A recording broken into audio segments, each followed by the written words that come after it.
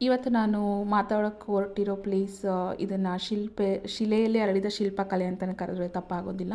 ಅದು ಮಹಾರಾಷ್ಟ್ರ ಸ್ಟೇಟ್ ಔರಂಗಾಬಾದ್ ಜಿಲ್ಲೆಯಲ್ಲಿ ಇದೆ. ಸೊ ಎಲ್ಲರಿಗೂ ಗೊತ್ತೇ ಇರುತ್ತೆ. ಅದು 8ನೇ ಶತಮಾನದಲ್ಲಿ ರಾಷ್ಟ್ರಕೂಟರು ಆಳ್ವಿಕೆ ಮಾಡಿದಂಥ ಪ್ಲೇಸ್ ಅದು. ಇದರಲ್ಲಿ ಕೈಲಾಸನಾಥ ದೇವಸ್ಥಾನ ಭಾಳ ಫೇಮಸ್ಸು. 34 ಗುಹೆಗಳನ್ನು ಕೊರೆದಿದ್ದಾರೆ.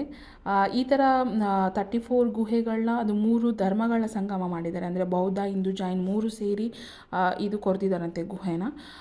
ಸೊ ಮೀನ್ಸ್ ಅನ್ಸೋದೇನೆಂದರೆ ಇವಾಗ ನಮಗೆ ಎಜುಕೇಷನ್ ಇದೆ, ಡಿಗ್ರಿ ತೊಗೊಂಡಿದ್ದೀವಿ, ಅಂದರೆ ಮೆಷಿನ್ಸ್ ಇದೆ, ಅಷ್ಟು ಅಡ್ವಾನ್ಸ್ ಟೆಕ್ನಾಲಜಿ ಇದ್ದು ನಾವು ಈ ಥರ ಕನ್ಸ್ಟ್ರಕ್ಷನ್ ಮಾಡೋದು ದೊಡ್ಡ ವಿಚಾರ ಆಗಲ್ಲ. ಬಟ್ ಆವಾಗ ಏನೂ ಇಲ್ಲದೆ ಸೊ ಒಂದು ಕಡೆಯಿಂದ ಒಂದು ಕಡೆ ಏನಾದ್ರು ಸಾಗಿಸ್ಬೇಕು ಅಂದ್ರೂ ಎಷ್ಟು ಕಷ್ಟ ಇತ್ತು.